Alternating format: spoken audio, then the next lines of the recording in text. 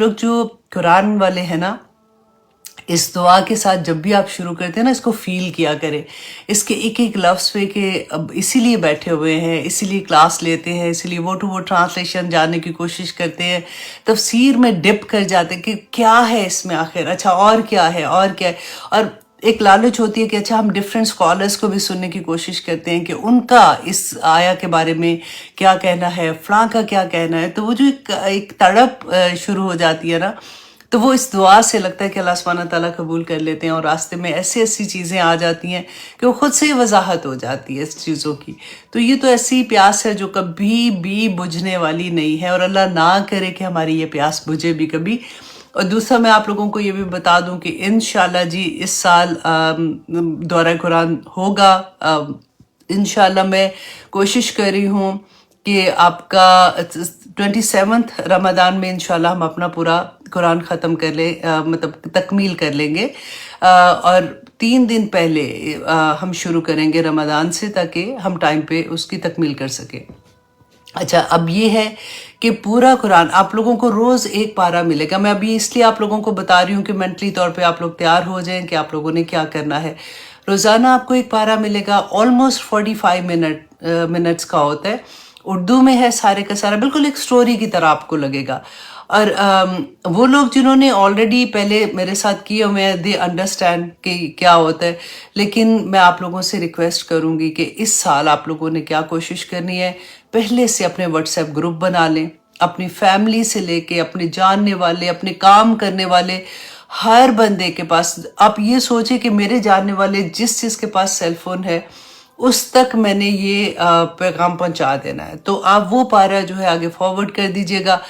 Honestly मेरी जब लोगों से बात होती है या स्टूडेंट से भी बात होती है ना, तो 99% स्टूडेंट वो होते हैं जो ये कहते हैं कि ऐसे रैंडमली मेरी फ़लाँ कज़न ने, फ़लाँ जानने वाले ने मुझे फॉरवर्ड किया था, तो बस मैं जुड़ गई क्योंकि उर्दू में था, सुनना शुरू हो गई, और उससे फिर वो तफसीर में आ गए और कुरान को समझना शुरू हो गए और उनकी ज़िंदगियाँ बदल गई। तो आप सोचें कि कितने हमारे लिए सदका जारिया तैयार हो जाएंगे इंशाल्लाह। तो इंशाल्लाह आप मैं अनाउंसमेंट चलती रहेंगी, आप लोगों को बताती रहूँगी। आप लोगों का टेस्ट जो होता है हर लाइव क्लास के बाद, वो यूट्यूब में डिस्क्रिप्शन में आप लोगों को टेस्ट पे मिलता है। आप अपने टेस्ट करते हैं, अपने टीचर्स को भेजते हैं, अल्हम्दुलिल्लाह सुबह अल्हम्दुलिल्लाह। इसी तरह से आप लोगों को इंशाल्लाह मैं इस बार बार जो रिक्वेस्ट करती हूँ कि आप लोग यूट्यूब चैनल को सब्सक्राइब कर लें, ताकि जैसे जैसे नोटिफिकेशन आएगा आप लोगों को वो मिलता रहे कि क्या हो रहा है, कब से स्टार्ट हो रहा है। और उनमें हम लोग पूरी कोशिश कर रहे हैं, पूरी टीम, ऑनेस्टली नॉट मैं सिर्फ नहीं हूँ, मैं तो बैक एंड पे काम कर रही होती हूँ, लेकिन इतनी मेहनत वो भी कर रही होती हैं जिसकी कोई हद नहीं। तो अल्लाह सुब्हानहू तआला उनको भी अजर दे जी, आमीन सुम आमीन।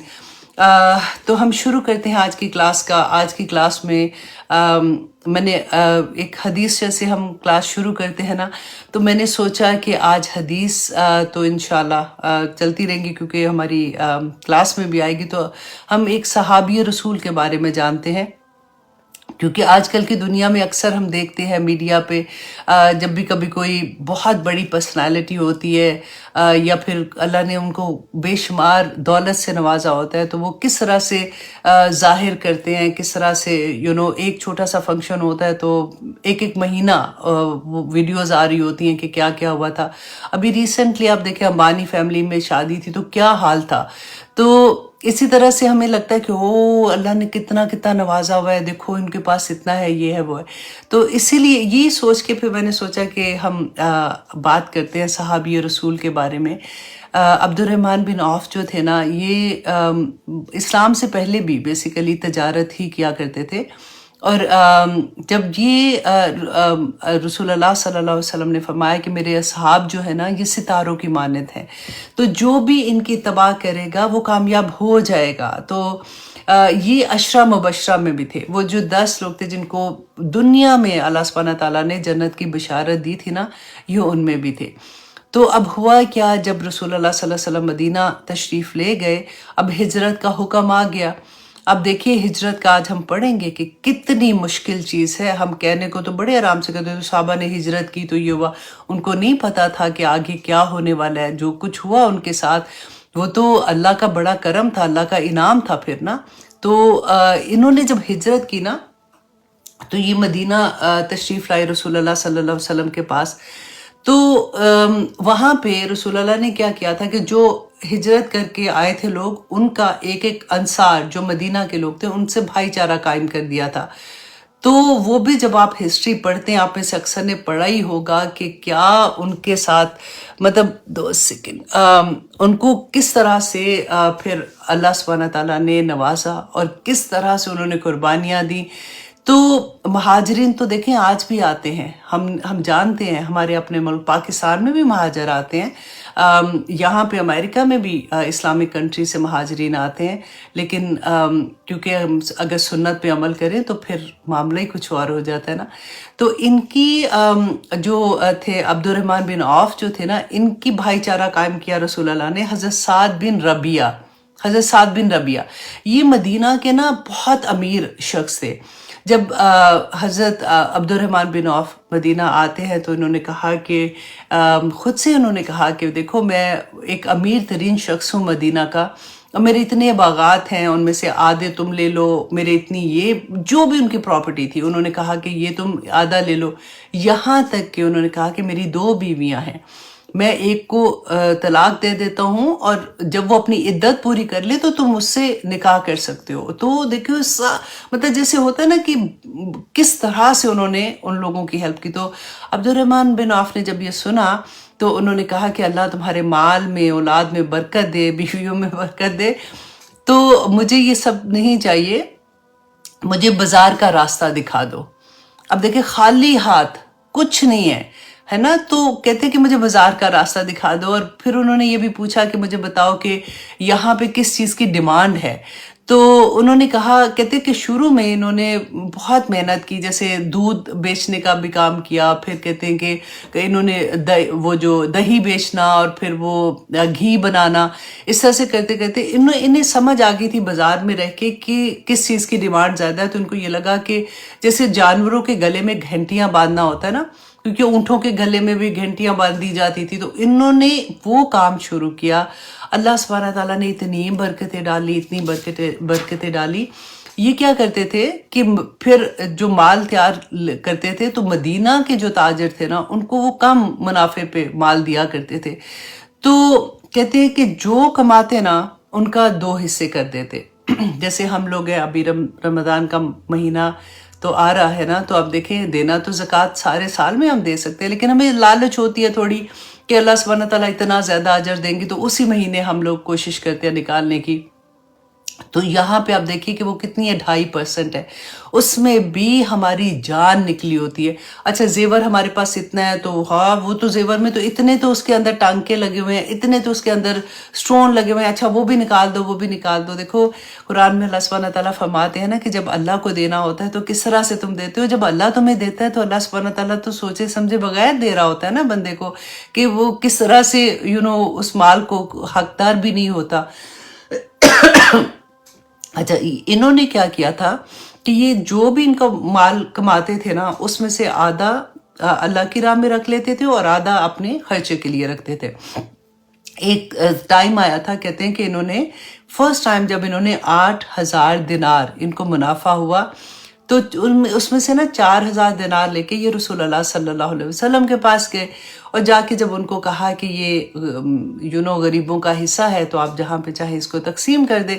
تو رسول اللہ صلی اللہ علیہ وسلم نے جب دیکھا 4,000 دینار تو انہوں نے کہا کہ عبد الرحمن گھر میں کیا چھوڑا ہے. تو انہوں نے کہا کہ اس کا آدھا میں گھر پہ چھوڑ کے آیا ہوں, یہ آدھا ہے. تو رسول اللہ خوش ہو گئے, اور انہوں صلی اللہ علیہ وسلم تو انہوں نے فرمایا کہ عبد الرحمن اللہ سبحانہ تعالیٰ تمہارے مال میں برکت عطا کرے. تو کہتے ہیں کہ عبد الرحمن بن عوف خود کہا کرتے تھے, ایون صحابہ بھی ساتھ کہتے تھے کہ اس دعا کے بعد سے عبد الرحمن مٹی کو بھی ہاتھ لگاتے تھے تو سونا بن جاتی تھی, اتنا اللہ نے ان پہ اپنا کرم کیا تھا. کہتے ہیں کہ اس کے بعد مدینہ میں ایک دفعہ کیا ہوا کہ پھر بہت اللہ سبحانہ تعالیٰ نے ان پہ فضل کیا اپنا.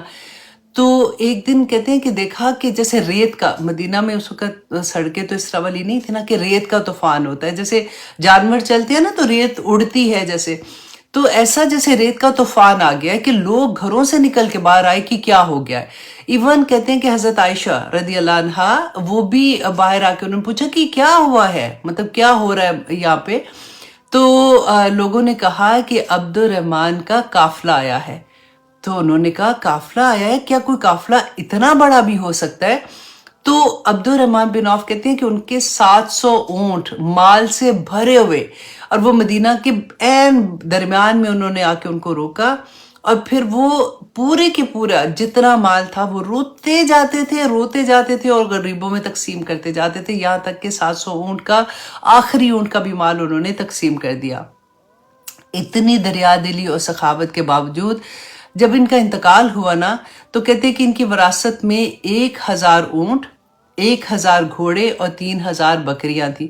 اور اس کے علاوہ کہا جاتا ہے کہ ان کے ترکہ میں جو انہوں نے چھوڑا تھا, جو ان کا سونا تھا, اس زمانے میں روپے نہیں نہ ہوتے تھے جیسے ہمارے ڈالرز ہیں, روپے ہیں, تو اس زمانے میں تو سونے سے ہی لین دین ہوتی تھی, سونا از اے منی, رائٹ.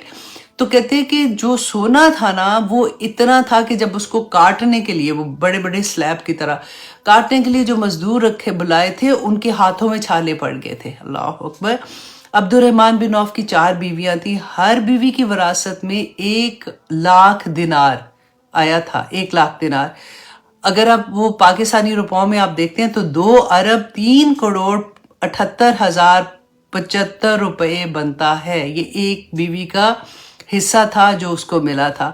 تو جو حصہ دینے کے بعد جو باقی ان کے بچے تھے وہ تھے 32 لاکھ دینار, ان کے جو باقی بچ گئے تھے. وہ کہتے ہیں کہ اگر اس کو اندازہ لگایا جائے پاکستانی روپیز میں تو 51 ارب. آپ دیکھیں آج کل ہم ایسے ہی پریس ہو جاتے ہیں, فلاں کے پاس کیسے یہ صحابہ تھے, خالی ہاتھ آئے تھے مدینہ میں, اور اللہ سبحانہ تعالیٰ نے ان کو کیسے نوازا تھا. 51 ارب 74 کروڑ 77,82,400 روپے بنتا ہے اس کو اگر تقسیم کیا جائے. تو کہتے ہیں کہ ساری زندگی, اور اتنے سمپل تھے کہ اگر اپنے غلاموں, بے شمار غلام تھے ان کے, اگر غلاموں کے درمیان میں اپنے جو کام کرنے والے بھی تھے نا, ان کے درمیان میں چل رہے ہوتے تھے تو کوئی پہچان بھی نہیں سکتا تھا کہ یہ ان کا مالک ہے. اس طرح کا حال تھا ان کا. اور وہ کہا کرتے تھے کہ ان کی زندگی کے جو اصول تھے کاروبار کے, نمبر 1 یہ کہ انہوں نے کہا کہ کبھی ادھار مال لے کے میں نے کام نہیں کیا. نمبر 2 کہ ادھار مال بیچا نہیں کبھی بھی. نمبر 3 یہ کہ کبھی مال کو روکا نہیں, مطلب جمع نہیں کیا کہ آج ضرورت ہے تو چلو جی ابھی روک لیتا ہوں, تو کل کو جب لوگوں کو ایسا ہوگا تو پھر میں اس کو زیادہ قیمت پہ بیچوں گا. کبھی انہوں نے مال کو روکا نہیں.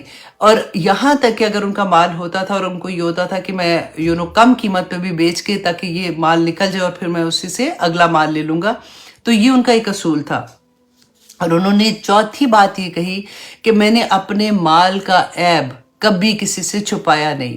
بیچنے والے کو وہ اگر مال میں کوئی عیب ہوتا تھا تو اس کو بتاتے تھے ان کو. اچھا, اس کے بعد میں نے ایک حدیث جو پڑھی نا تو مجھے اتنا اچھا لگا کہ ہم مسلمان جو ہے نا اکثر چیزیں ہم اپنی اصل بیسیکلی بھول جاتے ہیں. کہ رسول اللہ صلی اللہ علیہ وسلم نے فرمایا کہ رزق کے 10 دروازے ہیں. کتنے دروازے ہیں؟ 10 دروازے ہیں. ان میں سے 9 دروازے جو ہے نا جو تجارت کرتے ہیں, اپنا بزنس خود کرتے ہیں, انٹرپرنور جیسے کہتے ہیں نا, خود سے کرتے ہیں. 9 دروازے رزق کے جو ہے نا وہ تجارت کی وجہ سے کھلتے ہیں. باقی ایک جو ہے نا وہ پھر سارے اس میں شامل ہو جاتے ہیں. نوکری کرنا جو ہے نا وہ ایکچولی اسلام میں کوئی زیادہ پسندیدہ چیز نہیں ہے. اللہ پاک ہمیں تجارت کرنے کی توفیق دے اور اسلامی اصول پر چل کے تجارت کرنے کی توفیق دے, کیونکہ اس میں بڑی برکتیں ہیں. آمین ثم آمین. تو یہ تھا. میں کوشش کرتی ہوں کہ ونس ان وائل میں آپ کو کبھی کسی صحابہ, کبھی صحابیات, اور کبھی اس طرح سے میں نے بیچ میں آپ کو کچھ اور بھی ٹاپکس پہ بات کی تھی. تو آج میں نے کہا چلو عبد الرحمن بن عوف کے بارے میں بات کرتے ہیں اور دیکھتے ہیں کہ اتنے تھوڑے عرصے میں اللہ سبحانہ تعالیٰ نے کیسے, اور نہ صرف یہ ایک صحابی تھے, بڑے بڑے صحابیات, انشاءاللہ میں آپ کو ان کے بارے میں بھی بتاؤں گی. تو آئیے جناب ہم اپنے سبق کی طرف آتے ہیں. ہم سورۃ نحل کر رہے ہیں اور ہم نے دیکھا تھا کہ آج انشاءاللہ ہم اس کی آیت نمبر 38 کریں گے. ٹھیک ہے جی. ہم نے لاسٹ کیا دیکھ رہے تھے کہ اللہ سبحانہ تعالیٰ نے فرمایا کہ اللہ ہدایت نہیں دیتا، لا یہدی من یضل، جو گمراہ کرتا ہے، وما ہدایت نہیں دیتا اسے جسے وہ گمراہ کرتا ہے، وما لہم من ناصرین، اور ان کے لیے کوئی مددگار نہیں ہوتا۔ تو اللہ کس کو گمراہ کرتے ہیں؟ اللہ سبحانہ تعالیٰ خود تو گمراہ ایسے نہیں کرتے نا۔ اب یہ کانسیپٹ جو ہے نا، یہ اکثر بچوں میں بھی ہوتا ہے، اور کئی دفعہ جو علم کے بغیر بات کرتے ہیں ان کو بھی ہوتا ہے کہ اللہ سبحانہ تعالیٰ کہتے ہیں کہ ان کی جو کچھ ہے دنیا میں وہ اللہ کی مرضی سے چل رہا ہے، تو پھر اللہ ہی ہے تو ہدایت دے، ورنہ بندہ کیا ہدایت لے گا۔ تو اس طرح کی سینٹنس ہم اکثر سنتے ہیں۔ دیکھیں کائنات میں، اور ایک دفعہ یہ بھی ہوتا ہے کہ کہتے ہیں کہ جی فلاں جگہ پہ جیسے پورے کے پورا گھر چوری کر کے لے گیا بندہ، تو کہتے ہیں جی کچھ چھوڑا تو نہیں، تو یہ اللہ کی مرضی سے کیا ہوا ہے کہ اللہ سبحانہ تعالیٰ چاہتے تھے کہ یہ سارا کچھ ہو جائے۔ اب ایک یہاں پہ کانسیپٹ بالکل ہمارا کلیئر ہونا چاہیے کہ اللہ سبحانہ تعالیٰ کی کائنات میں اس کی اجازت کے بغیر کوئی چیز ہل نہیں سکتی اپنی مرضی سے، رائٹ؟ ہم نے اسی سورہ میں ہم بار بار پڑھتے ہیں کہ اللہ سبحانہ تعالیٰ، پوری کائنات اللہ سبحانہ تعالیٰ کے لیے مسلم ہے۔ اللہ سبحانہ تعالیٰ نے جس طرح سے جس چیز کو بنایا وہ اسی طرح سے کام کر رہی ہے۔ ایک انسان اور ایک جنات، رائٹ؟ دو مخلوق ایسی ہیں، فرشتے بھی عقل میں آتے ہیں نا، لیکن یہ دو مخلوق ایسی ہیں جو اپنی مرضی کے مطابق راستہ چنتی ہیں۔ اللہ سبحانہ تعالیٰ کی اجازت کے بغیر کچھ نہیں ہوتا۔ یہ سینٹنس بالکل اپنی جگہ پہ رکھ کے اس اگلی بات کو سنیے۔ اللہ سبحانہ تعالیٰ نے حکم دیا، جیسے فار ایگزامپل ایک درخت کو حکم ہے کہ وہ اللہ کی اطاعت کرے، وہ کہتے ہیں نا سجدے کرتے ہیں، سائے بھی سجدے کرتے ہیں، اس کو اللہ سبحانہ تعالیٰ نے یہی حکم دیا ہے کہ اس نے سایہ بننا ہے، یا اس نے پھل دینا ہے، یا وہ اسی کے مطابق کام کر رہا ہے۔ وہ سورج کو حکم ہے کہ اس نے کب نکلنا ہے، کب غروب ہونا ہے، کب کیا کرنا ہے، وہ اسی کے مطابق کام کر رہا ہے نا۔ اللہ سبحانہ تعالیٰ نے، کیونکہ ہمیں عاقل جو مخلوق پیدا کی ہے اس کے لیے اس دنیا میں جب ہمیں بھیجا تو کیا کہا تھا کہ ہم نے اپنی مرضی سے اس دنیا میں اللہ سبحانہ تعالیٰ کی جو پہچان کرنی ہے، راستے بتا دیے۔ صراط ایک ہی راستہ ہے، اس کے اللہ سبحانہ تعالیٰ نے بیانہ پورے قرآن میں بتا دیا، ادھر نکلو گے تو غلط راستے پہ چلے جاؤ گے، دیکھو یہ راستہ غلط، یہ ٹھیک راستہ۔ مرضی ہماری ہے۔ اللہ سبحانہ تعالیٰ نے حکم دے دیا ہے کہ جو انسان جس طرح سے چلنا چاہے اس کو اس پہ ہی چلانا ہے، رائٹ؟ تو وہ ساری فورسز جو اس دنیا میں ہیں، دیکھیں ہماری آنکھ پلک پہ بھی فرشتے ہیں، وہ جھپکنے پہ بھی فرشتے، مطلب ایک ایک چیز پہ اللہ سبحانہ تعالیٰ نے فرشتے رکھے جو ہماری حفاظتیں کرتے ہیں۔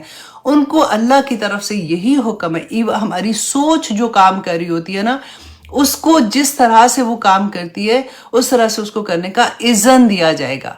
اذن بھی اسی انسان کو اللہ کے حکم سے ہی ملتا ہے۔ اب وہ برائی میں آگے نکلتا ہے تو وہ نکل جاتا ہے، اگر وہ وہاں سے پلٹتا ہے، وہ توبہ کر لیتا ہے، اس کو سمجھ آتی ہے، وہ اللہ سبحانہ تعالیٰ سے معافی مانگتا ہے، وہ اللہ سے دعائیں کرتا ہے، تو جو ہماری ایون تقدیر میں لکھا ہوا ہے وہ بھی پلٹ جاتا ہے، کیونکہ اللہ سبحانہ تعالیٰ نے فرمایا خود سے کہ جب میرا بندہ میرے سے دعائی تو ایک ہتھیار ہے ہم لوگوں کے پاس، اس کے علاوہ ہمارے پاس ہے کیا؟ تو اسی لیے سجدے میں جا جا کے دعائیں مانگو، that is the most closest to the اللہ سبحانہ تعالیٰ۔ جب ہم دعا کرتے ہیں تو یہ ساری چیزیں ہمارے کانسیپٹ کلیئر ہونا چاہیے کہ جو کچھ ہم کرتے ہم اپنی مرضی سے ہیں، اللہ کی اجازت کے بغیر وہ مرضی بھی ادھر سے ادھر نہیں ہلتی ہے۔ تو I hope you understand my point. میں سوچ رہی تھی کہ میں کیسے یہ والی بات بتاؤں، کیونکہ اکثر لوگ یہ بات کرتے ہیں، تو یہ کانسیپٹ ہمارا کلیئر ہونا چاہیے۔ تو اب آگے دیکھیے، اعوذ باللہ من الشیطان الرجیم، بسم اللہ الرحمن الرحیم، آیت نمبر 38۔ وَأَقْسَمُوا بِاللَّهِ جَهْدَ إِيمَانِهِمْ۔ اب اللہ سبحانہ تعالیٰ یہاں پہ فرما رہے ہیں کہ وہ قسمیں کھاتے ہیں اللہ کی پکی قسمیں، جیسے زور لگا کے نہیں ہم کہتے پکی قسم کھانے والی، پکی دوستی، اس طرح کی پکی قسمیں کھاتے ہیں۔ کیا کھاتے ہیں؟ کہتے کیا ہے؟ لا یبعث اللہ، کہ نہیں اللہ اٹھائے گا، من یموت، جو مر جاتا ہے اس کو اللہ سبحانہ تعالیٰ نہیں اٹھائیں گے۔ اللہ سبحانہ تعالیٰ فرماتے ہیں بلا، ہاں ہاں کیوں نہیں، وعدن علیہ حقا، کہ اللہ کا وعدہ تو حق ہے، سچا ہے۔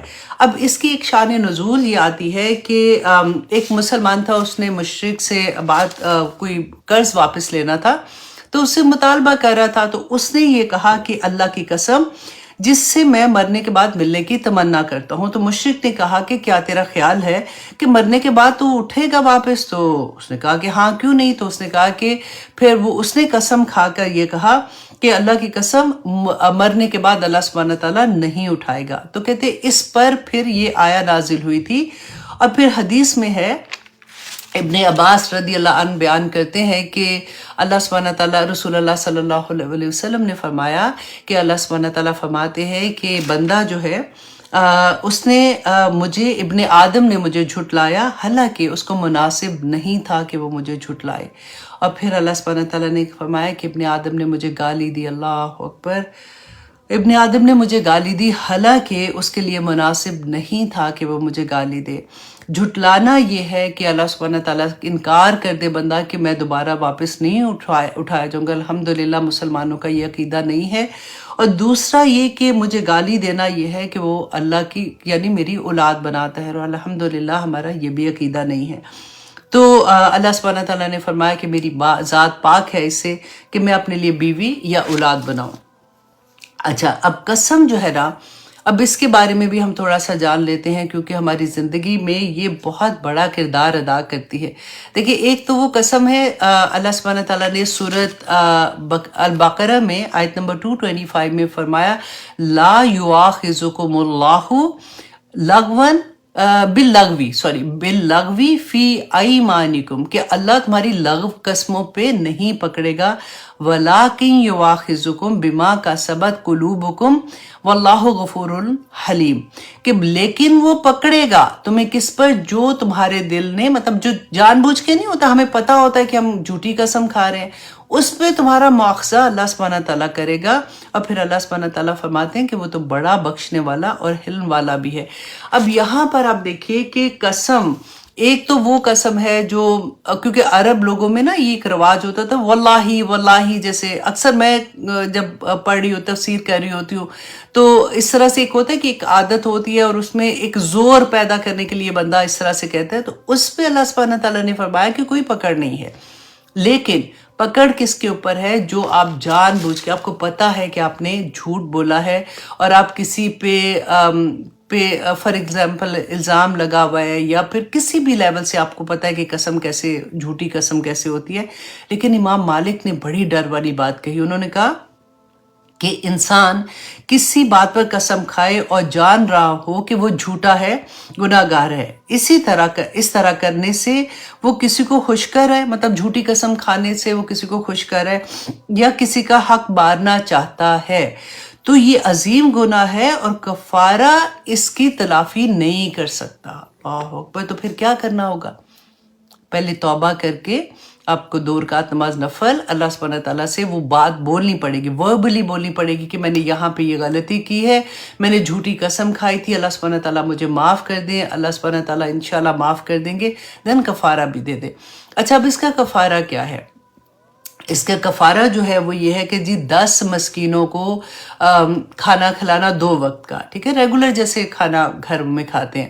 10 مسکینوں کو 2 وقت کا کھانا کھلانا، یا پھر 10 مسکینوں کو کپڑے آپ ان کو لے کے دیتے ہیں، ریگولر جیسے کپڑے، ٹھیک ہے. اور ایک یہ بھی آتا ہے جو غلام کو آزاد کرنا، لیکن اب تو غلام ہے نہیں ہے نا. تو تیسرا انہوں نے کہا کہ تیسرا یہ تھا کہ 3 روزے رکھنا.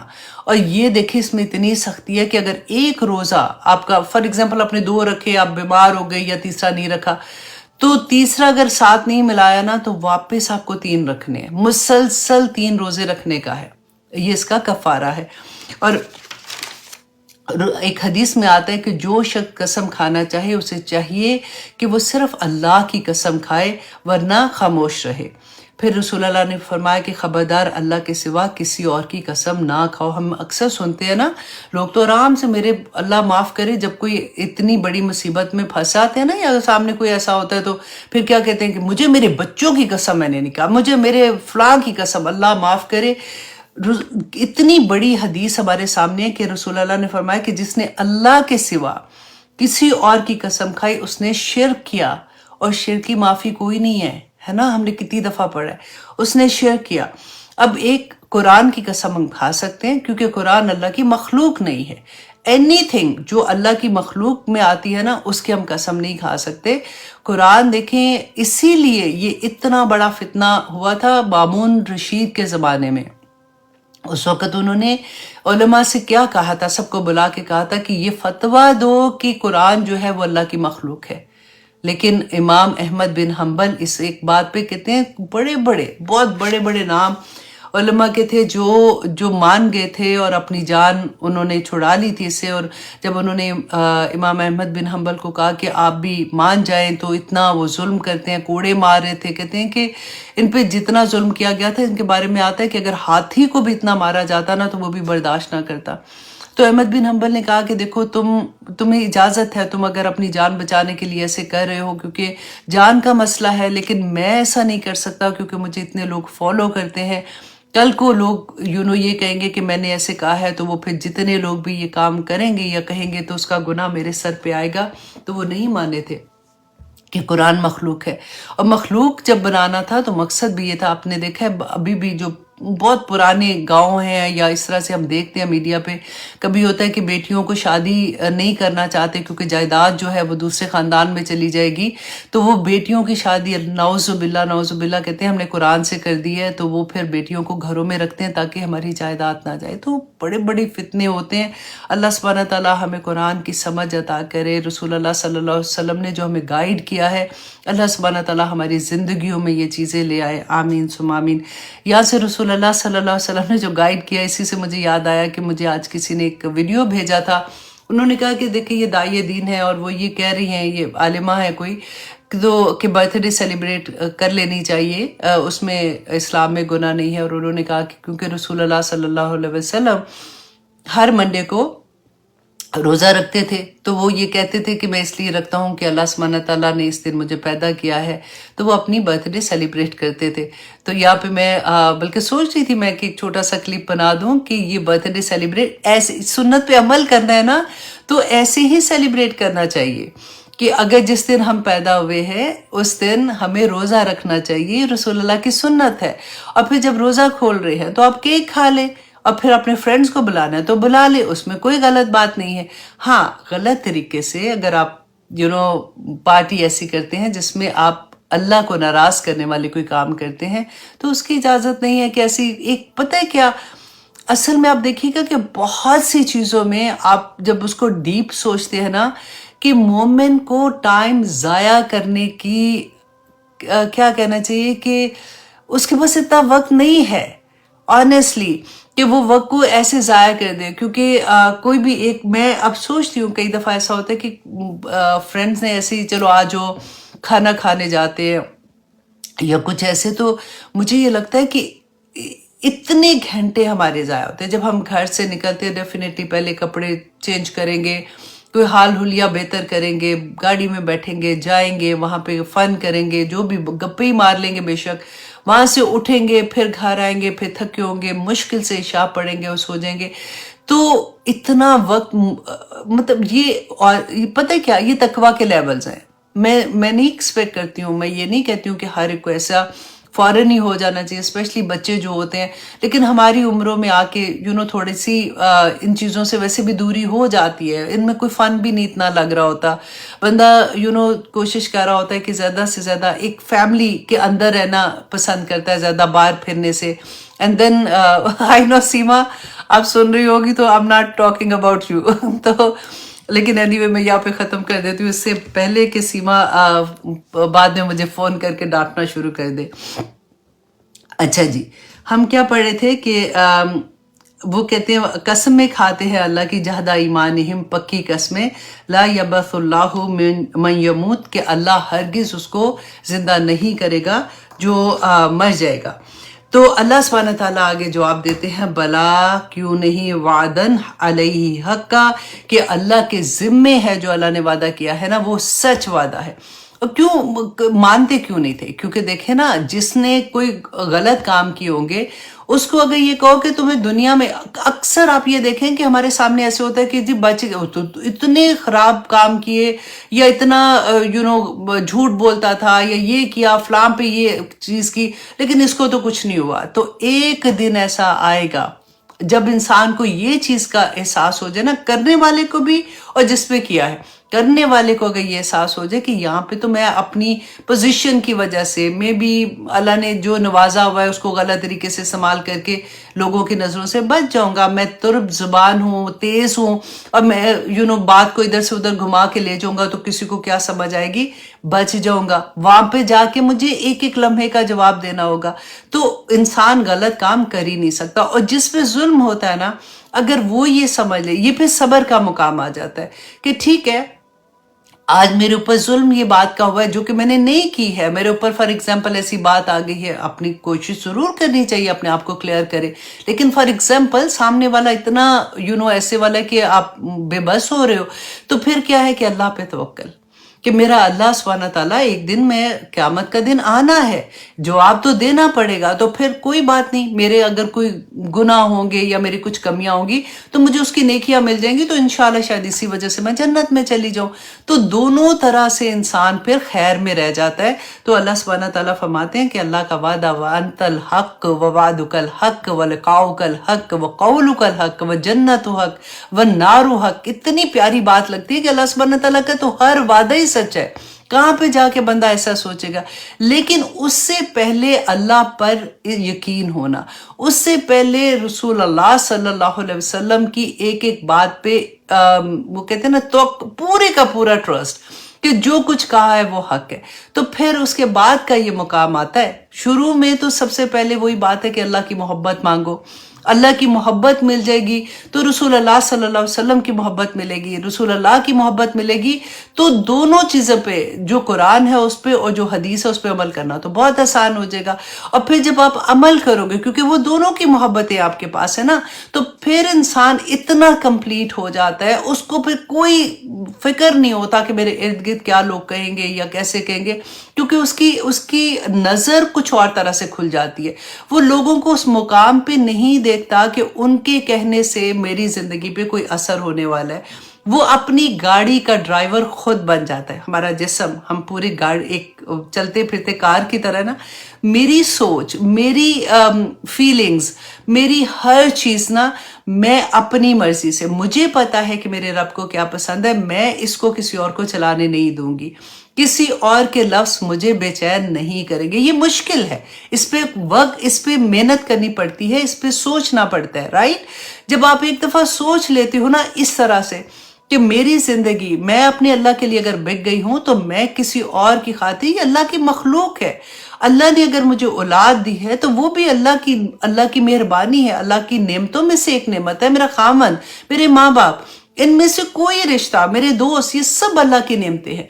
अगर अल्लाह की नेमतों में से कोई एक नेमत मुझे बॉदर कर रही है उस रास्ते पे जाने पे जहां पे मेरा रब ने मुझे हुक्म दिया है और मैं खुशी से चल रही हूं, तो आई डोंट केयर, ठीक है। वो अगर नाराज है, क्योंकि मेरे दिल में उनके लिए कोई नफरत नहीं है, मैं तो उनके लिए भी दुआ कर रही हूँ ना कि अल्लाह उनको भी वो दिखा जो मुझे दिखाया है, ताकि उनको भी वो लज्जत मिले जो मुझे मिल रही है। तो उनसे जब आपकी नफरत नहीं होगी ना, तो आपकी आंखों में, आपकी बॉडी लैंग्वेज में वो गुस्सा नहीं होगा जो दूसरे को आपसे दूर करेगा। कि देखा, वो होता है ना कि जब उलझता बंदा तो एक ताना की तरह की आवाज निकलती है मुंह से, तो उससे दूसरे समझते हैं कि ये अपने आप को बड़ी नेक समझ रही है, तो वो चीज भी नहीं होगी। वो फिर दूसरों से मोहब्बत हो जाती है कि या पाक परवरदिगार, मेरे लव वंस को भी ये सिखा दो जो मुझे सिखाया है, उनको वो फीलिंग अता कर दो जो मुझे फीलिंग अता हुई है। तो फिर सारे खैर में आ जाते हैं। पता नहीं कब होगा, ये नहीं पता, लेकिन चाहत तो होती है ना। और हमारी सोच ही, हमारी हार्मोन्स यहाँ से जो निकलते हैं ना बॉडी में, खुशी के, गमी के, वो हमारी सोच की वजह से निकलते हैं। जब हमारी सोच पाक हो जाती है तो फिर हमारी हर चीज, आप सोचे कि हमारी सोच होगी तो हैप्पी जो हार्मोन्स निकलते हैं ना, तो हम सारा दिन खुशी खुशी काम करेंगे। इंशाल्लाह, इंशाल्लाह। मुश्किल है, नामुमकिन नहीं है, लेकिन इस पे काम करेंगे तो अल्लाह सुब्हानहू तआला ने मोमिन और मोमिनात की जो निशानियां बताई हैं ना, वो यही हैं। अल्लाह सुब्हानहू तआला हमें तौफीक अता करे, क्योंकि अल्लाह सुब्हानहू तआला ही फरमाते हैं वलाकिन्न अक्सर नासी, लेकिन अक्सर लोग ला यालमून, नहीं जानते हैं। अक्सर लोग ये नहीं जानते कि क़यामत के दिन उनको वापस अल्लाह की तरफ लौट के आना है। अल्लाह का वादा सच्चा है। तुम्हारा एक एक लम्हा जो तुम इस दुनिया में गुजार रहे हो, अल्लाह के सामने तुम्हें इसका जवाब देना है कि तुम्हें जिस मकसद से भेजा था, तुम्हें जिस मकसद के लिए हायर किया था। फॉर एग्जाम्पल, आप जॉब पे हायर होते हो तो बॉस तो पूछेगा ना, अगर आपने प्रॉपर काम नहीं किया होगा, अगर आपने अपने टाइम लिमिट पे अपना जो भी उसने आपको कोई असाइनमेंट दिया हुआ था वो आपने कंप्लीट नहीं किया, तो पूछेगा ना कि ये क्यों नहीं किया। तो ऐसा तो नहीं कि अब ऑफिस में जाओ और जाके बैठ के फोन पे लग जाओ बातें करने, इधर से उधर और इधर से उधर जा रहे हो। अब चलो लंच ब्रेक आ गया, लंच ब्रेक आधे घंटे का था, 2 घंटे के बाद वापस आऊंगे, मुझे कौन पूछने वाला है, राइट। अगर बॉस वहां पे नहीं है, फॉर एग्जाम्पल, टाइम पे काम नहीं करेगा, जवाब तो देना पड़ेगा ना। दुनिया के मामले में हम बड़े सियाने होते हैं, ऑनेस्टली हमें इतनी समझ होती है। अगर वही बात कि अगर कैमरा लगा होता है तो हमें सब पता होता है, हम यूं करके सीधे बैठ के काम कर रहे होते हैं। अल्लाह सुब्हानहू तआला फरमा रहे हैं मैं देख रहा हूं। हमें उसका यकीन कोई नहीं इतना होता पक्का कि अल्लाह सुब्हानहू तआला बार बार भूलते हैं, फिर कोई गलत काम करते हैं तो भी याद हाय अल्लाह सुब्हानहू तआला इज वॉचिंग भी, फिर से कुछ सही काम कर लो। तो वही बात कि अल्लाह सुब्हानहू तआला हमें अपनी मोहब्बत अता कर दे, आमीन सुम्मा आमीन। आयत नंबर 39 अल्लाह सुब्हानहू तआला फरमाते हैं लियुबय्यिना, कि क्यों ये ऐसा करेगा, क़यामत का दिन आने की वजह अल्लाह सुब्हानहू तआला बता रहे हैं, जो मैं उस वक़्त से बोली जा रही हूँ कि अल्लाह सुब्हानहू तआला फरमाते हैं कि ताकि वो बयान कर दे लहुमुल्लज़ी, उन लोगों को वो जो यख्तलिफून, जो इख्तलाफ करते थे।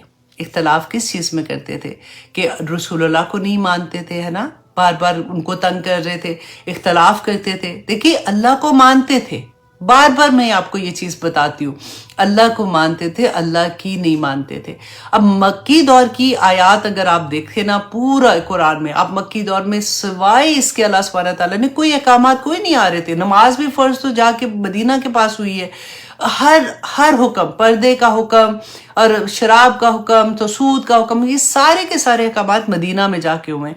13 साल मक्का में रसूलुल्लाह सल्लल्लाहु अलैहि वसल्लम वाज इन मक्का, और मक्का के अंदर कितने बुत थे ना, रसूलुल्लाह वहां पे जाते थे, दुआएं करते थे, लेकिन वो उस वक़्त वो इस सिचुएशन में नहीं थे कि वो बुतों को निकाल सकते। बुत कब वहां से निकले, जब फतह मक्का हुई है, उससे पहले तो वहां पे बुत होते थे।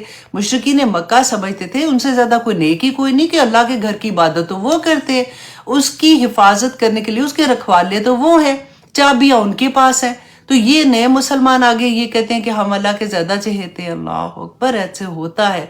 देखें अल्लाह सुब्हानहू तआला ने फिर यहाँ पे जो जाहिर किया कि क़यामत का दिन जब आएगा तो हक का फैसला उस दिन होगा। जो कुछ है, अगर कुरान को नहीं मानते तो फिर तो फिर उनकी अपनी जिंदगी है, फिर उनकी जो नेकियां थी ना मुशरिकीन मक्का की, आज भी जो डर क्या होता है कि कुरान नहीं खुला जिंदगी में, कुरान नहीं जानते हो, इधर से सुन ली नेक बात, उधर से सुन ली, अपने आप अंदर बिल्ट इन नेकियां जो है उसके मुताबिक अपनी जिंदगी गुजार ली। तो मुशरिकीन मक्का भी तो यही कर रहे थे, और क्या कर रहे थे, उनके भी जो बड़े बड़े, उनके क्या बुजुर्ग नहीं थे, उनके भी जो अबू जहल था, उसका नाम अबुल हकम था, वो बड़े बड़े फैसले करता था, उनमें भी नेक लोग होते थे। जो खाना काबा में पहला बुत लेके आया था वो कौन था, जो अमर बिन लुई, राइट, अमर बिन लुई। तो वो कौन था, उनका नेक बंदा, उनका जैसे आलम दीन होते हैं ना, इस तरह का था। अब वो उन्हीं के पीछे लग के कि अगर ये कर सकता है तो मतलब इसने ठीक ही किया होगा, हमें तो क्योंकि पता कोई नहीं है। अब इब्राहिम अलैहिस्सलाम के बाद, इस्माइल अलैहिस्सलाम के बाद तो इतने साल हो गए थे, उतने करीब साल तो हमें रसूलुल्लाह सल्लल्लाहु अलैहि वसल्लम के बाद हो गए। और हम भी क्या कोशिश करें, कुरान को मजबूती से थाम ले, हदीस को मजबूती से थाम ले, कि हमारी जिंदगी में कोई ऐसी चीज ना है। क्योंकि इधर उधर देखते हैं तो हम भी सोचते हैं अच्छा इसने ऐसे क्यों किया, ये तो लग रही है, ये तो प्रैक्टिसिंग मुसलमान लगती है, तो फिर भी ये ऐसा काम कर रही है। कितने लोगों के बारे में मैं आपको जब बात करती हूँ, they are involve in the मस्जिद की कमेटी में है, लेकिन जब वो न्यू ईयर की पार्टी करेंगे तो अल्लाह अकबर के अमेरिकन क्या पार्टी करेंगे, और वो सारी चीजें मैं नाम नहीं बोलना चाहती हूँ, वो सब पीना पिलाना होता है जो उनकी पार्टीज में होता है, और वो मस्जिद में भी इन्वॉल्व है। یہ جو ایسی والی چیزیں ہوتی ہیں جو میں کنفیوز کر کے رکھ دیتی ہوں، ہائی اتنا بڑا نام ہے، پیسہ بھی ہے، گھر بھی اتنا بڑا، گاڑیاں اتنی بڑی، مسجد میں بھی انوالو ہیں، دیکھو کتنے نیک ہیں، نمازیں بھی پڑھنے جاتے ہیں اور ساتھ ایسی چیزیں بھی کر رہے ہیں. یہ ہماری آنکھوں کے سامنے ہو رہا ہے آج کل. بچہ حافظ قرآن ہے، الحمدللہ ثم الحمدللہ. سارے ایسے نہیں ہیں، الحمدللہ بہت اللہ کا کرم ہے، تبھی تو دنیا چل رہی ہے اور زیادہ تر لوگ اچھے ہوتے ہیں. لیکن اس کے ساتھ ساتھ اگر جا کے وہ لاس ویگس میں بھی جاتا ہے، کوئی بات نہیں. اب کیا دنیا نہیں ہے ساتھ اللہ سبحانہ تعالیٰ نے رکھی ہوئی؟ تو یہ چیزیں ہماری زندگیوں میں چل رہی ہوتی ہیں. تو قرآن ہمیں راستے میں، جیسے ہوتا ہے نا، ماں نے کیا روکنا ہے. آنیسٹلی ماں تو بات میں ڈر کے بیچاری چپ ہی ہو جاتی ہے کہ بچے ماں سے بھی بڑے ہو جاتے ہیں. قرآن ہمیں جگہ جگہ روکتا ہے، بتاتا ہے رکو، دیکھو، ایسے نہ کرنا، ایسے نہ کرنا، کیونکہ آخرت میں حساب ہے. اللہ سبحانہ تعالیٰ فرماتے ہیں تاکہ جو اختلاف ان کے دنیا میں تھے، قیامت کے دن اللہ سبحانہ تعالیٰ اس کا فیصلہ کر دے گا. تو یہ دنیا میں سوچ لو، اگر کوئی بھی، یہ تو اختلاف اسلام کے بارے میں آپ کو بتا رہی ہوں، دین کے بارے میں بتا رہی ہوں، اگر گھر میں کوئی اختلاف ہے، بچی کی فار ایگزامپل نئی نئی شادی ہوئی ہے، سسرال میں گئی ہے، اب تو سسرال والے ویسے بہت اچھے ہو گئے، لیکن فار ایگزامپل ہر جگہ پہ تو فرق ہوتا ہے نا. اگر کوئی مسئلہ ایسا آ رہا ہے کہ وہ نہیں بتا سک رہی، نہیں کہتی بھی ہے، کوئی ماننے کو تیار نہیں، ایون ہسبینڈ تنگ کرنے والے کئی دفعہ ہوتے ہیں، اور ایون بیویاں بھی ہوتی ہیں ویسے، ادھر وے، تو نہیں فیصلہ ہو پا رہا کہ کیا ہے کیا نہیں ہے. پھر دوسری پارٹی کے لیے میں یہ کہوں گی کہ صبر. دیکھیں ایک دن آئے گا اور آگے آپ دیکھیں گے. اتنی پیاری بات اللہ سبحانہ تعالیٰ فرماتے ہیں، دنیا میں اللہ سبحانہ تعالیٰ دکھاتے ہیں. ہمیں پتہ ہے کیا ہوتا ہے، اچھا آخرت میں دکھائیں گے، پتہ نہیں آخرت میں کیا ہوگا، ہم دیکھ بھی سکیں گے کہ نہیں. دنیا میں بھی دکھاتے ہیں اللہ سبحانہ تعالیٰ. بس صبر، اللہ سے مانگو، اللہ سبحانہ تعالیٰ انشاءاللہ دے گا. اور فی اس میں اچھا میرے نوٹس کے اتنے لمبے پیپر ہیں. اللہ اکبر، اعوذ باللہ من الشیطان الرجیم. اچھا، وَلِيَعْلَمَ الَّذِينَ، تاکہ جان لے وہ لوگ جنہوں نے کفروا، کفر کیا. اچھا جی، اب یہ کیا ہوا ہے؟ یہ تو اوکے ٹھیک ہو گیا. اچھا جی، وَلِيَعْلَمَ الَّذِينَ كَفَرُوا، اور تاکہ جان لے وہ لوگ جنہوں نے کفر کیا تھا، اِنَّهُمْ كَانُوا كَاذِبِينَ، کہ وہ جھوٹے تھے. تو اللہ سبحانہ تعالیٰ انشاءاللہ قیامت کے دن سب فیصلے کر دیں گے کہ کون سچا تھا، کون جھوٹا تھا. قیامت کے دن سب کچھ بینہ نظر آ جائے گا. اکثر لوگ یہ کہتے ہیں کہ قیامت کے دن کوئی کسی کو نہیں پہچانے گا. تو پھر کیا کوئی پہچانے گا؟ تو میں کہتی ہوں ہاں پہچانے گا، بالکل پہچانے گا. کیونکہ دیکھیں کئی دفعہ ہوتا ہے نا کہ ایک چیز آپ بیان کی جاتی ہے کہ قیامت کے دن کوئی اتنی افراتفری ہوگی اور اتنی دہشت ہوگی، کوئی کسی کو نہیں پہچانے گا. وہ فرق طرح کی بات کو ایکسپلین کیا گیا ہوتا ہے. اب یہاں پہ دیکھیں اس دن مطلب پہچاننے کا یہ ہوگا کہ اگر کوئی نیکی لینے آ رہا ہے تو کوئی کسی کو نہیں دے گا. وہ کہے گا کہ میں تو خود ابھی امتحان میں پھنسا ہوں، میں پاس تو ابھی مجھے نہیں پتا میں نے پاس ہونا ہے کہ نہیں. لیکن جہاں پہ اللہ سبحانہ تعالیٰ نے فرمایا کہ نامہ اعمال دائیں ہاتھ میں آئیں گے جن کے نیک عمل ہوں گے. اب دیکھیے شروع سے ہی آپ دیکھیں کہ قبر سے لے کے اب جان نکلنے سے لے کے، فار ایگزامپل ہم اس وقت ہم اس دنیا سے جا رہے ہوتے ہیں، وہاں پہ سے لے کے تو پتہ چلنا شروع ہو جاتا ہے. جان لینے جو فرشتے آتے ہیں، اگر نیک روح ہے تو پیارے کپڑوں میں اور تسلیاں دیتے ہوئے فرشتے، اگر بری ہے تو پھر وہ مارتے ہیں اور کہتے ہیں نکلو اس جسم سے، تم خبیث روح ہو اور تم نے یہ کچھ کیا. تو وہاں سے پتہ چل جاتا ہے. پھر قبر کے اندر جا کے جنت کی کھڑکی کھلتی ہے یا دوزخ کی طرف کی کھل جاتی ہے، پتہ چل جاتا ہے. پھر امتحان میں پھر جو ہم نے پل صراط سے گزرنا ہے ادھر پتہ چل جاتا ہے. نور انسان کے ساتھ ہوگا، اللہ سبحانہ تعالیٰ نے فرمایا نا کہ نور جو انسان کے اعمال کا نور ہوگا. اب جیسے اعمال ہوں گے ویسا نور ہوگا. پل صراط پر پار کرنا کوئی آسان ہے. اس کے بعد امتحان، کمرہ امتحان میں پھر پہنچ جائیں گے.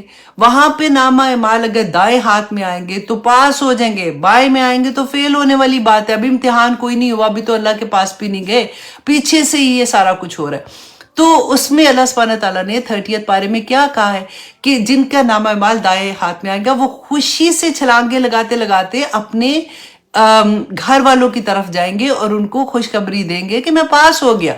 اور جن کے نام اعمال بائیں ہاتھ میں ہوں گے نعوذ باللہ، تو وہ اس وقت روئیں گے اور یہ کہیں گے کہ کاش کہ میں دنیا میں جب اپنے اہل کیونکہ یہ آدمیوں کی بات ہو رہی تھی کہ اپنے اہل کے پاس آتا تو مجھے یہ پتا ہوتا کہ میں مطلب اس میں میں مفہوم بتا دیتی ہوں کیونکہ لمبی سورہ ہے یہ، کہ جس میں وہ یہ کہتے ہیں کہ میں گھر آتا تھا تو میں تو چین سے سو جاتا تھا، میری بیوی میرے بچے کس حال میں باہر نکل رہے ہیں اللہ کے احکامات، کیونکہ وہ قوام تھا گھر کا، اس پہ بنتا تھا کہ وہ یہ دیکھے کہ میرے گھر والے کیا کر رہے۔ دیکھیں تربیت ماں باپ دونوں کا کام ہے، لیکن قوام کی ایک اپنی ذمہ داری بھی ہے، تو وہ وہاں پہ روئے گا اس بات کو دیکھ کے کہ میری وجہ سے میں نے اپنی فیملی کے ساتھ کیا کیا اور میں خود کس مصیبت میں پھنسا تھا۔ 30 پارے میں پڑھ کے دیکھیے گا، یہ سب کچھ ہے اس میں۔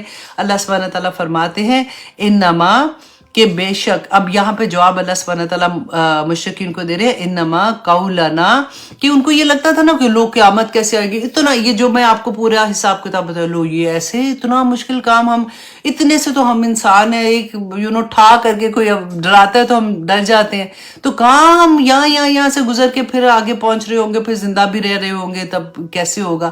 تو اللہ سبحانہ تعالیٰ بتاتے ہیں کہ یہ کرنا اللہ کے لیے تو کوئی مشکل نہیں ہے۔ انما آتا ہے زور جب دینا ہوتا ہے نا کسی بات پہ تو اس کے لیے آتا ہے، بے شک قولنا، ہمارا کہنا، ہمارا لشیئن، کسی نکرہ ہے، کسی بھی چیز کا، جو چیز بھی آپ امیجن کر سکتے ہو نا، کسی چیز کا، اذا اردناہو، جب ہم اس کا ارادہ کرتے ہیں، ان نقولا، یہ کہ ہم کہتے ہیں، لہو کن، اس کو کہتے ہیں کہ کن، فیکون، تو وہ ہو جاتی ہے۔ اللہ کے لیے کوئی مشکل نہیں ہے، ایک کن پہ پوری دنیا میں جب سے آدم علیہ السلام سے لے کے آخری وقت تک کے ہر انسان کا نامہ اعمال نکل کے باہر آ جائے گا۔ ایک چپ ہمارے یہ لگی ہوئی انہوں کی وہ آئی آیت میں ہے نا کہ ہر ایک انسان کا جو بھی نامہ اعمال ہے نا، کرامن کاتبین لکھ رہے ہیں نا، تو یہ سارا کچھ لے کے حاضر ہو جائیں گے اس دن۔ تو ایک ایک چیز، زمین بولے گی، آسمان بولے گا، ہوائیں گواہی دیں گی، اور ہماری جلدیں، میں نے آپ کو یہ پہلے بھی بتایا تھا نا، یہ بولیں گی۔ اور قیامت کے دن اللہ سبحانہ تعالیٰ جب یہ کہیں گے تو انسان اپنی جلدوں کو خود کہے گا کہ تم میرے خلاف کیوں گواہی دے رہی، تم تو میری ہو نا۔ تو وہ کہیں گے کہ آج اللہ سبحانہ تعالیٰ نے ہمیں گویائی بخشی ہے، زبان بخشی ہے، تو ہم کیوں نہ بولیں؟ تم نے جو گناہ کیے دنیا میں، ہماری جلدیں بولیں گی۔ اللہ اکبر۔ تو اللہ سبحانہ تعالیٰ کہتے ہیں کہ میں تو ایک کن کہتا ہوں تو فیکون ہو جاتا ہے۔ والذین ہاجروا، اب آیت نمبر 41 میں اللہ سبحانہ تعالیٰ فرماتے ہیں وہ لوگ جنہوں نے ہجرت کی۔ کیسے ہجرت کی؟ اب ہجرت تو دیکھیں نا، پرندے بھی کرتے ہیں، ایک جگہ سے دوسری جگہ جاتے ہیں، انسان بھی ہجرت کرتے ہیں۔ میں پاکستان سے فار ایگزامپل امریکہ آئی ہوں، تو میں کیوں آئی ہوں؟ میرا مقصد کیا تھا؟ مین تو یہ ہے نا، ہجرت کرنا ہی صرف کافی نہیں ہے۔ والذین ہاجروا فی اللہ، اللہ کی خاطر، من بعد ما ظلموا، اس کے بعد کہ ان پر ظلم کیا گیا تھا۔ یہ کن کے بارے میں بات ہو رہی ہے؟ دیکھیں، کسی بھی جگہ پہ، کسی بھی ملک میں جہاں پہ کوئی مسلمان رہتا ہے، اس کو یہ ہے کہ اس پہ ظلم کیا ہو رہا ہے کہ اس کو اپنے عقیدے پہ قائم رہنا مشکل ہو رہا ہے، اس کو اپنی فرض جو ہے اس کو وہ پورے نہیں کرنے دیے جا رہے، اس کو نماز نہیں پڑھنے دی جاتی، اس کو حجاب نہیں لینے دیتے عورتوں کو، یا ان کی مسجدیں جلائی جا رہی ہیں، یہ اس طرح کی جو بھی چیزیں ہوتی ہیں، اور اس کی وجہ سے اللہ کی خاطر وہ جب ہجرت کرتے ہیں تو ان کے انعامات اللہ سبحانہ تعالیٰ یہاں پہ بتا رہے ہیں، وہ ان کے لیے نہیں ہے جو ہم لوگ تو کیوں آئے، میاں میرے ابھی یونیورسٹی آف ہیوسٹن میں پڑھ رہے تھے تو چلو جی میں بھی آگے ادھر بہتر زندگی کے لیے آئے، رائٹ؟ تو یہ اس میں یہ والی چیز نہیں آتی ہے، یہ کوئی بھی اپنی جاب کی خاطر جاتا ہے یا کسی بھی طرح سے، تو ان کے لیے یہ نہیں ہے۔ ہجرت صرف اس لیے کہ اللہ کی خاطر کی ہو اور اس وجہ سے کی ہو کہ جس جگہ پہ وہ رہتے تھے اور ان کے اوپر ظلم ہو رہا تھا۔ تو اللہ سبحانہ تعالیٰ فرماتے ہیں لَنُبَوِّئَنَّهُمْ، البتہ ضرور ٹھکانہ دیں گے انہیں، فی دنیا میں، حسنتاً، ان کو بہت اچھا ٹھکانہ اس دنیا میں دیں گے، اللہ کا یہ وعدہ ہے۔ دیکھیں ہجرت کوئی آسان نہیں ہوتی۔ آپ مشرکین مکہ کا، میں آئی تھنک یہ آیت پہلے کمپلیٹ کر لیتے ہیں۔ اللہ سبحانہ تعالیٰ فرماتے ہیں کہ ان کو ضرور دنیا میں بھی اس کا اجر دوں گا، وَلَأَجْرُ الْآخِرَةِ، اور یقیناً آخرت کا اجر اکبر سپرلیٹیو ڈگری کہ اس سے بھی بہت زیادہ ہے، لَوْ كَانُوا يَعْلَمُونَ، کاش کہ وہ جان لیتے۔ دیکھیں مسلمانوں کو جب مدینہ میں ہجرت کرنے کا حکم آیا تھا نا، یہ آیا بیسیکلی تب تھی جب ہجرت حبشہ مسلمانوں نے کی تھی، اور اس کے بعد جب مسلمانوں کو مدینہ میں ہجرت کرنے کا حکم آ گیا تھا تو پورا نہ پتہ تھا جس جگہ ہجرت حبشہ میں آپ دیکھیں نہ پتہ ہی نہیں کہ کہاں جا رہے ہیں، کیسے جا رہے ہیں، اگر فیملی ساتھ ہے تو کھائیں گے کہاں، تو رہیں گے کہاں، تو جس جگہ پہ رہنے آپ دیکھیں اس زمانے کا رواج کیا تھا کہ جو قبیلہ تھا نا، اگر قبیلہ سے کٹ گئے تو آپ بالکل ایسے ہو گئے کہ آپ اکیلے، مطلب کوئی قبیلے کی جو وہ ہوتی تھی نا پروٹیکشن ہوتی تھی وہ بہت اسٹرانگ ہوتی تھی، اس کے علاوہ تو بندہ پھر گیا کام سے والی وہ بات ہوتی تھی۔ تو قبیلہ چھوڑنا، اپنے لو ونس کو وہاں چھوڑ کے جانا، اپنا کاروبار چھوڑنا، اور کیوں؟ صرف اس لیے کہ میرا دین قائم رہ جائے، میرا اللہ مجھ سے راضی رہ جائے، میں جو کام، مجھے جو حکم ہے اللہ کی طرف سے میں وہ پورے کر سکوں۔ تو اس وجہ سے آپ دیکھیں جب لوگ اسلام لاتے تھے نا تو ان کو کوئی ہار نہیں بنائے جاتے تھے، ان کو یہ پتہ ہوتا تھا کہ جیسے ہم اسلام، کسی کو پتہ چل گیا کہ میں مسلمان ہوں تو اس کے بعد ظلم کی انتہا ہو جاتی تھی۔ ذرا امیجن کرے تھوڑی دیر کے لیے کہ میں ایسی جگہ پہ ہوں جہاں پہ اگر لوگوں کو یہ پتہ لگ جاتا ہے کہ میں مسلمان ہوں تو وہ میرا گھر جلا دیں گے آ کے، اور اگر ان کو میرے بچوں کو ایسے کر دیں گے۔ اگر مجھے یہ پتہ لگے کہ میرا بچہ باہر نکل رہا ہے اور وہ کہتا ہے کہ آئی ڈونٹ کیئر، میں مسلمان ہوں، میں نے کلمہ پڑھا ہے، میں جا کے بتاؤں گا، تو آپ سوچیں کہ وہ ماں کا کیا حال۔ اور میں صرف آپ کو فیل دینا چاہ رہی ہوں کہ آپ کو پتہ ہے کہ باہر لوگ مارنے کے لیے بیٹھے ہوئے ہیں۔ اگر میری بیٹی گھر سے باہر نکلے گی یا بیٹا باہر نکلے گا تو وہ خوف کا عالم، آپ ذرا سوچئے کہ کیا ہوگا۔ وہاں پہ یہی ہو رہا تھا۔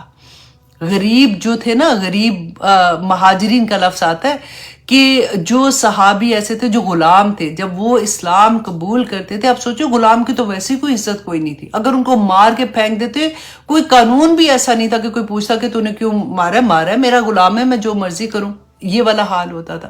اور غلام جو جب زیادہ تر وہی شروع میں اسلام لائے ہیں، ان کے صہیب رومی کے بارے میں آپ کو تھوڑا سا یہاں پہ بتاؤں کہ وہ جب ہجرت کی تھی انہوں نے تو کیا کیا تھا، کہتے ہیں کہ ان کو رومی اس لیے کہتے تھے کہ یہ بچے تھے جب ان کو اغوا کر لیا گیا تھا اور ان کو روم لے کے چلے گئے تھے، اس لیے ان کے ساتھ رومی کا لفظ آتا ہے۔ تو ان کو نا رسول اللہ صلی اللہ علیہ وسلم ان کو ابو یحییٰ کی کنیت دی تھی، تو اس لیے پکارا کرتے تھے۔ تو کہتے ہیں کہ یہ جب اسلام رسول اللہ صلی اللہ علیہ وسلم نے اعلان کیا نبوت کے لیے تو ہی واز دا فرسٹ 30، ان سے پہلے لوگ اسلام لائے تھے، یہ ان میں تھے جو اسلام لے کے آئے تھے۔ دیکھیں پہلے صرف 30 لوگ، ابھی حضرت یاسر جو تھے نا ان کو یہ اور وہ اکٹھے ایک ہی دن اسلام لائے تھے، تو 30 لوگ اب اسلام لا رہے ہیں، ابھی ظلم ہو رہا ہے، ابھی تو مسلمان کسی مطلب ہوتا ہے نا کہ کسی کھاتے میں نہیں آ رہے، اس میں اتنی جرأت کرنا کہ وہ اسلام لے کے آئے۔ اور کہتے ہیں کہ پھر اس کے بعد جب ہجرت کا حکم آ گیا نا مدینہ میں، تو وہ تو ایک زمانہ تھا جس میں یہ حکم آیا تھا کہ اگر تم ہجرت نہیں کرتے ہو تو تم مسلمان ہی نہیں ہو۔ وجہ یہ تھی کہ مدینہ میں اب مسلمانوں کو طاقت کی ضرورت تھی نا، نمبر آف مسلمان کی ضرورت تھی، کیونکہ جنگوں کا سلسلہ شروع ہو رہا تھا۔ 13 سال میں ایک جنگ نہیں ہوئی، ایک لڑائی، آپ پوری سیرہ کھول کے دیکھ لیں، کوئی چیز آپ کو یہ نہیں ملے گی، کیونکہ حضرت علی، حضرت عمر سارے ادھر ہی تو تھے، اتنے بہادر تھے، کوئی 2 تھپڑ نہیں مار سکتے تھے کسی کو کہ تم کیوں ظلم کر رہے ہو، یہ کیوں مار رہے ہو۔ نہیں ہوا نا، کیونکہ اللہ کا حکم نہیں تھا۔ ابھی یہ تعداد میں تھوڑے تھے، اگر وہاں پہ لڑائی شروع ہو جاتی تو مار مور کے ان کو ختم کر دیتے، ہمتیں ٹوٹ جاتی۔ صبر صبر صبر صبر اگر دیکھنا نا تو 13 سال صحابہ کی زندگیاں دیکھیے، اور اب جب ان کو حکم آ گیا یہ مدینہ کی طرف ہجرت کر رہے ہیں تو راستے میں ان کو مشرکین مکہ نے روک لیا۔ انہوں نے کہا کہ تم کہاں جا رہے ہو؟ تو انہوں نے کہا میں مدینہ جا رہا ہوں۔ انہوں نے کہا تم تو یہاں سے نہیں جا سکتے ہو۔ تو صہیب رومی نے کہا کہ دیکھو مجھے جانے دو، اگر تم نے مجھے روکا تو میرے ہاتھ میں جتنے تیر ہیں نا، تمہیں یہ بات کا اندازہ ہے، بڑے زبردست تیر انداز تھے۔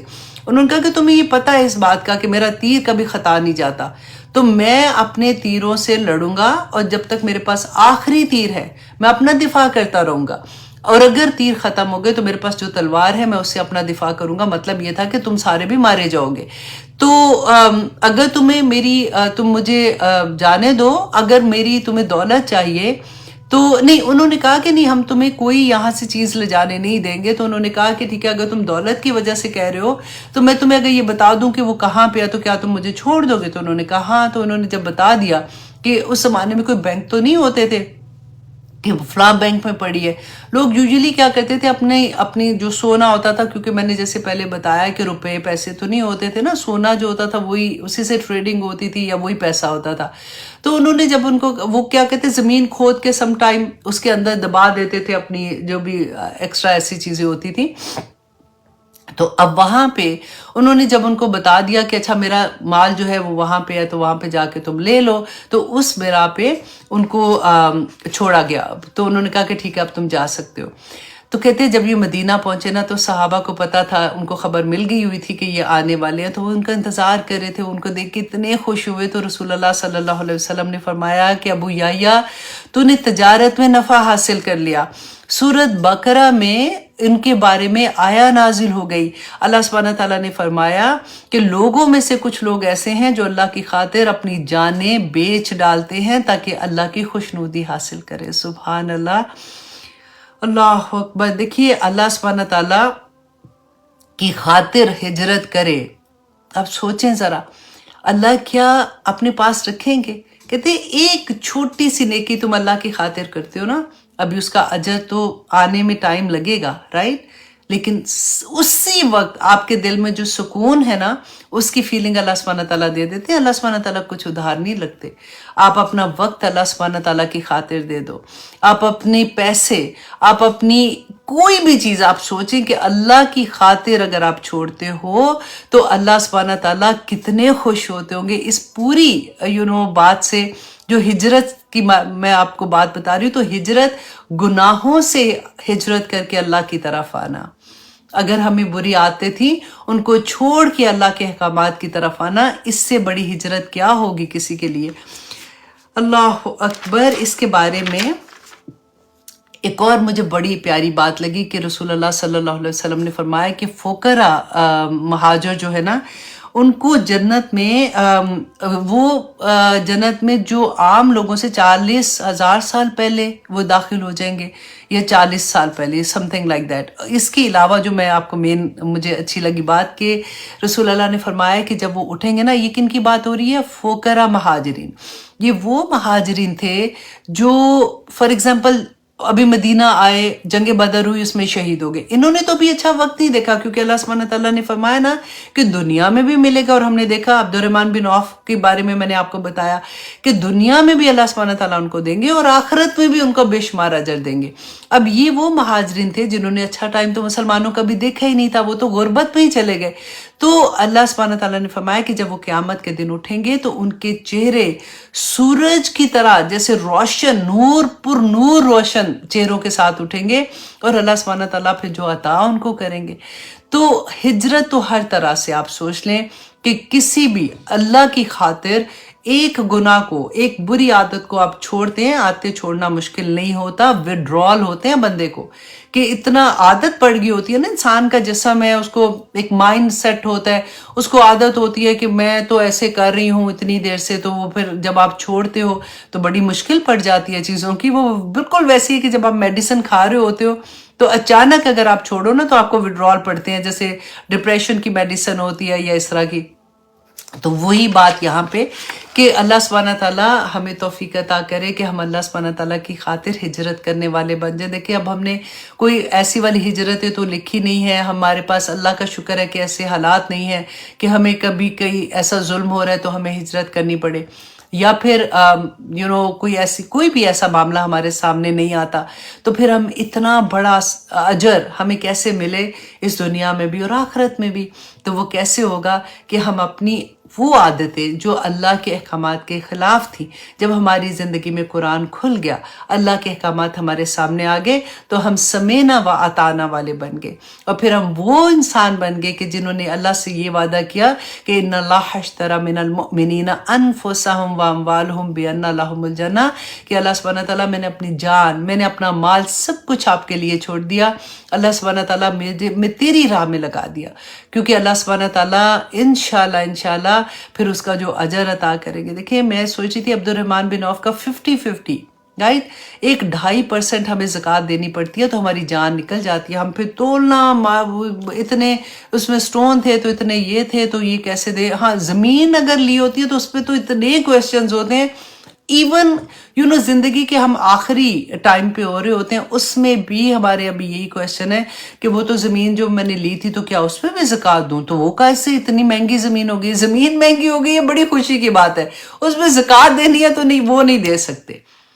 तो पूछें अपने इर्द गिर्द जो आपके मोहल्ले में है, जो मुफ्ती हैं, वहाँ पे बड़ी बड़ी जो मसाजिद हैं वहाँ पे जो है उनसे पूछें, क्योंकि हर चीज़ में उनकी डिटेल डिफरेंट होती है। कुछ ज़मीन ऐसी है कि अगर आपने इसलिए ली है कि आपने उस पर घर बनाना है, या 2 ज़मीन ली थी कि अच्छा इसको बेचूंगी और इसके पैसों से इस पर घर बनाऊंगी, तो उस पर आई थिंक ज़कात नहीं होती।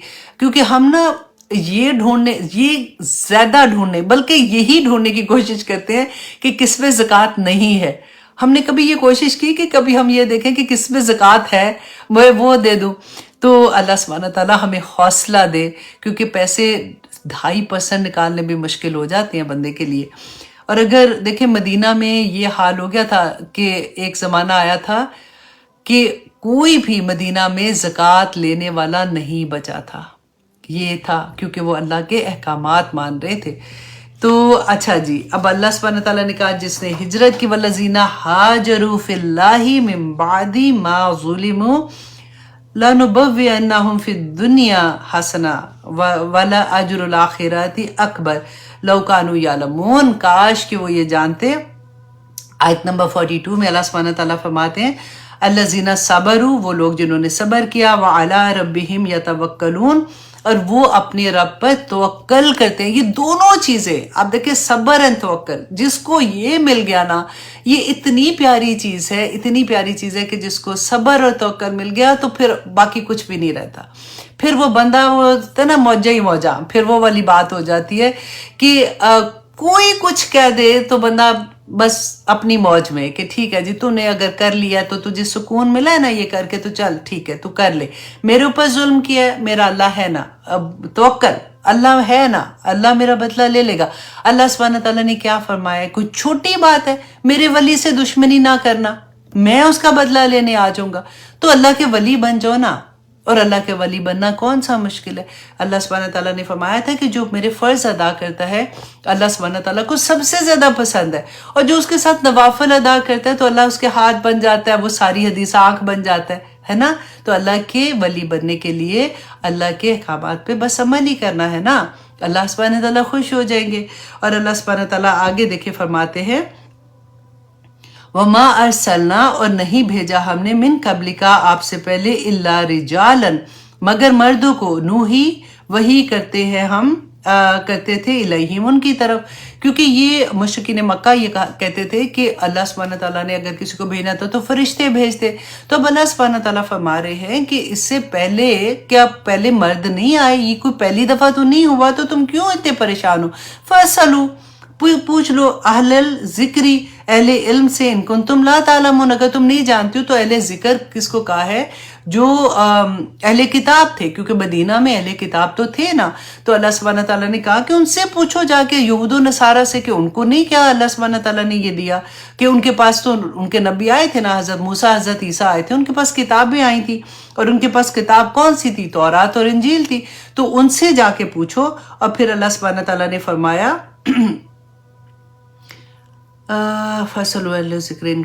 आयत नंबर 44, बिल बैयनाती, और 7 वाज़े दलाइल के, व ज़ुबर, और 7 सहीफ़ों के, कि उनको वाज़े दलाइल, और उनको सहीफ़े जो थे उसमें उनको वाज़े दलाइल भी दिए गए थे। व अनज़लना, और नाजिल किया हमने, इलैका, आपकी तरफ, अज़्ज़िक्र, ये कुरान, और ए नबी हमने आपकी तरफ ये कुरान नाजिल किया। क्यों नाजिल किया, यहाँ पे अल्लाह सुब्हानहू तआला उसकी वजह बता रहे हैं, लितुबय्यिना लिन्नास, ताकि आप वाज़े कर दे नास, लोगों के लिए, मानु नज़िला, जो उतारा गया, अलैहिम, उनकी तरफ, कि हमारी तरफ जो अल्लाह ने नाजिल किया है वो उनको बता दे, वला अल्लाहुम, ताकि वो यतफक्करून, ताकि वो गौर व फिक्र करे। गौर व फिक्र करें। अल्लाह सुब्हानहू तआला ने फरमाया था ना कि तुम आखिर क्यों गौर व फिक्र नहीं करते हो, क्या दिलों पे कुफल पड़ गए हैं?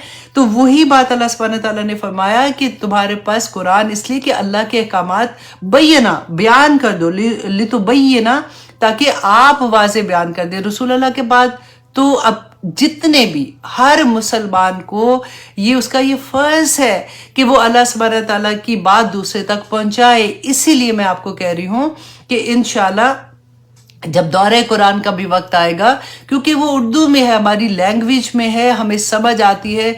जिन्होंने अभी तक कुरान तर्जुमे के साथ नहीं पढ़ा उनके लिए बहुत आसानी हो जाती है कि एक दफ़ा वो कुरान से जुड़ जाएंगे।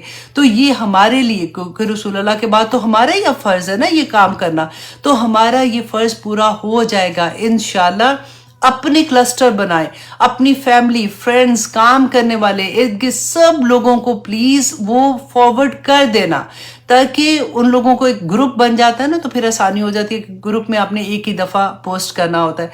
एवरी सिंगल डे आपको एक पारा आएगा जो कि 45 मिनट्स का होगा, और उसके साथ आपको टेस्ट भी आएगा। आपने टेस्ट देना होगा और टेस्ट आपके टीचर्स इंशाल्लाह चेक करेंगे। तो दौरे कुरान इंशाल्लाह रमदान से 3 दिन पहले हमारा स्टार्ट होगा, ताकि 27 को हम तकमील कर सके और दुआए खैर करेंगे इंशाल्लाह। अब अल्लाह सुब्हानहू तआला फरमाते हैं आयत नंबर 45, 10:07 हो गए। अल्लाहु अकबर। चलो जी, आपका टेस्ट में ना मैंने आयत नंबर 50 तक का टेस्ट आपको दिया हुआ है। मुझे लग रहा था कि वहां तक तो आज हो जाएगा, लेकिन चलो खैर। अब देखती हूँ कि आज आपका अगली आयत में से जो आपके क्वेश्चंस हैं वैसे इतने मुश्किल नहीं है, वो कॉमन सेंस में भी आ जाते हैं। तो अब मैं देखती हूँ कि आपके नंबर कैसे आते हैं। ठीक है, तो हमने अल्लाह अकबर निस्फ तक तो हो गया हमारा। चलो अल्लाह खैर करेगा इंशाल्लाह। जो फेसबुक में है ख़ास तौर पे उनको मैं ये कहूँगी कि आप यूट्यूब में जो ये मेरा लाइव लेक्चर है उसके बाद टेस्ट हमारा पोस्ट होता है, आप वहाँ पे जाके इंशाल्लाह इसका टेस्ट दें और अपने टीचर्स को भेजें।